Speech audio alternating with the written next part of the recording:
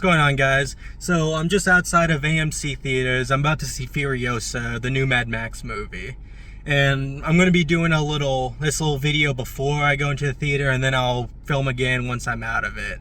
But going in, I think I have some really high hopes for it. I've been hearing a lot of good things, because I follow Cannes and everything, Cannes Film Festival. And it premiered there not too long ago, and I've actually heard some really good things. I'm going in good. I'm expecting good action, light story, which honestly, it's a Mad Max movie. That's all we need in the end. And so, yeah, I'm going to post my video once I just got out of the theater, and so I'll talk about it then. Alright, so I just got out of the theater seeing Furiosa, and you know what?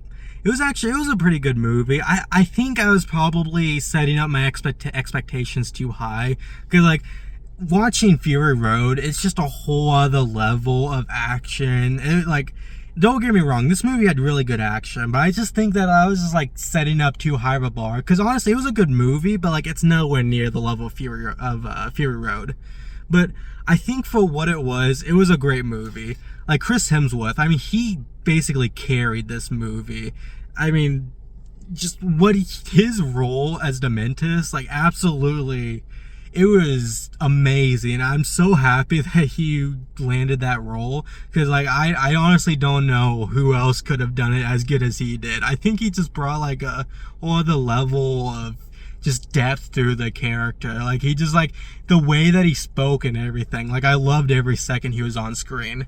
Anya Taylor-Joy was also good, and maybe would have preferred Charlize Theron as Furiosa, but I think honestly she did a good job in the role.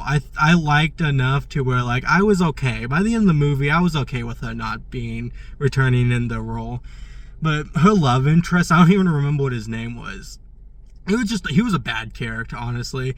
The only reason he was there was just to give her a love interest. Like, there was nothing to him. I honestly hated him, because, like, he was just a nothing person. Like, there was nothing to be added to the story with him being involved. But speaking of characters being involved, Rictus Erectus, honestly, he was, like, one of the tiny characters in Fury Road that, like, didn't really have a lot to do, but, like, I loved him so much, and he gets a lot more to do in this movie. I was really happy.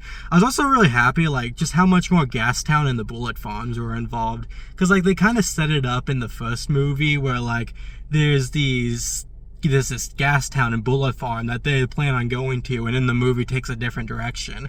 But I'm really happy, like, how they integrated it into the movie. There was also, like, just the action sequences. There's a scene where they're fighting on a war rig, and these people are, like, in, like, parachute things, and they're just, like, flying around the war rig, and, like, it just impresses me just how much more unique they can make these action sequences. I loved every second of all these fight scenes. Or, like the Bullet Farm. There's a scene in the battle scene in the Bullet Farm which I just absolutely loved. Like, it's honestly just such a... George Miller is so good at making action scenes.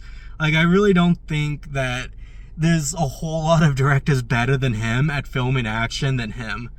But overall, I really love the movie. Maybe love is a strong word. I liked it. I think it was a very good movie. I'd give it 3.5 stars out of 5. I think it was a very solid addition to the Mad Max universe. And I think it was, for what it was, I really enjoyed it. But yeah, that's my review of Furiosa. Tell me what you think, and make sure to like and subscribe if you want to keep watching some of my reviews. I'm going to be trying to do a lot more different types of videos. But I guess until next time, this is Movie Talk. See you later.